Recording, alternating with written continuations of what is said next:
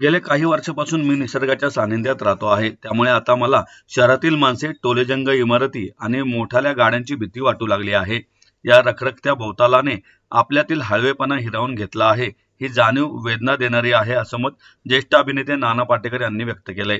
विदिशा विचार मंच आणि कोहिनूर कट्टा यांच्या संयुक्त विद्यमानं कोहिनूर ग्रुपच्या सहकार्याने ज्येष्ठ लेखक अनंत सामंत लिखित आणि रोहन प्रकाशनातर्फे प्रकाशित ही चंद्रचूर्याची नक्षी या पुस्तकाचा प्रकाशन सोहळा आणि अभिवाचन कार्यक्रम आयोजित करण्यात आला होता. त्यावेळी प्रमुख अतिथी नाना पाटेकर बोलत होते.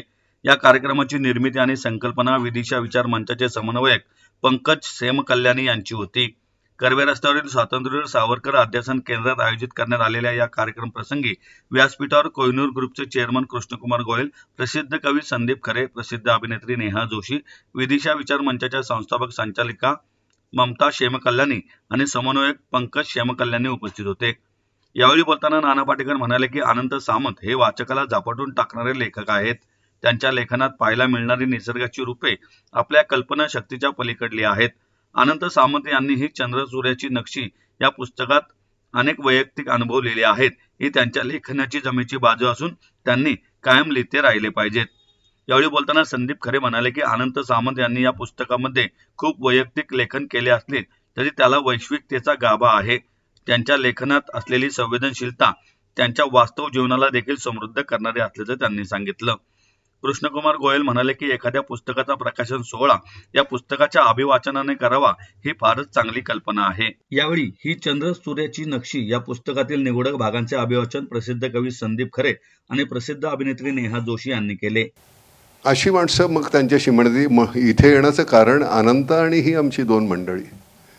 कारण मला अशा कार्यक्रमाला जायला आवडतं. मला तिथे असं खूप गर्दी आहे वगैरे अशापेक्षा हे छान वाटतं, घरात आल्यासारखं वाटतं.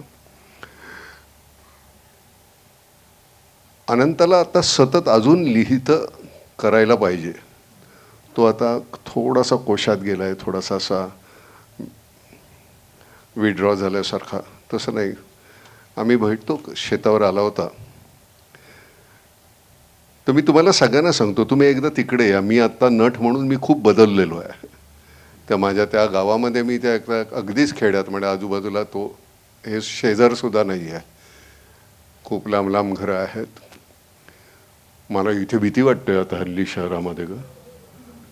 म्हणजे खरंच माणसं आणि त्या मोठ्या गाड्या, इमारती, रस्ते, भांडणं, राजकीय सगळ्या उलथापालथी, सामाजिक ह्याच्यामध्ये असलेली विसंगती इतकी वाढलेली आहे. पूर्वी जशा कविता तू लिहायचास तशा कविता आता तुला नाही लिहिता येणार, कारण भवताल इतका बदललेला आहे आणि इतकं आपल्याला पुन्हा नाजूक होता येणार नाही. तुझ्यासारखं तुला ते तू जो होतास तूही बदललेला आहेस, कारण ह्या सगळ्यांनी तुझ्यावर इतके आघात केलेले आहेत. त्यामुळे जे आपलं नाजूक पण होतं ते जपणं शक्य नाही. त्याच्यामध्ये असं मग कुठेतरी चंद्रचूर्याची नक्षीसारखं काहीतरी वाचायला मिळतं, तर वाटतं की नाही मग काहीतरी छान अजून काहीतरी करता येईल आपल्याला.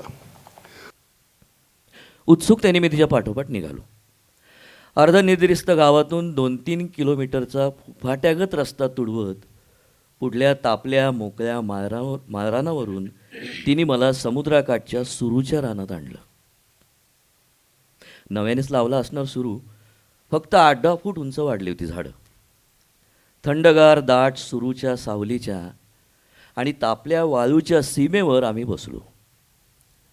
समोर अजस्त्र सागर चंदेरी पेटला होता. हलत्या वाफाळत्या पडद्यापाठी दूर मच्छीमार बोटी तरंगत होत्या आणि त्या पलीकडे समुद्र कापत जाणारी जहाजं. ब्रिज वॉचवर आल्याप्रमाणे काही क्षण मी त्यांच्या दिशा, वेग सवयीने जोखत राहिलो आणि मग तिची नजर जाणवली. मी तिच्याकडे पाहिलं. थेट डोळ्यातून मनात शिरायची सवय असावी तिला. चोरून काही करणं जमतच नसावं आणि काही चोरून ठेवणंही. आठवडाभर होतो मी गावात. आठवडाभर भर दुपारच्या वणव्यात आम्ही नेमानी समुद्रावर जात होतो. देवळात पिंडीवर टांगलेल्या अभिषेकाच्या तांब्याच्या कलशावर समईच्या ज्योतीचा मंद प्रकाश पसरल्यासारखा चेहरा लालबुंद व्हायचा तिचा समुद्रावर पोचेपर्यंत. आणि गाभाऱ्याच्या बंद दारांच्या गजातून दिसणाऱ्या एकाकी निरांजनातल्या ज्योतीची व्याकुळता डोळ्यात.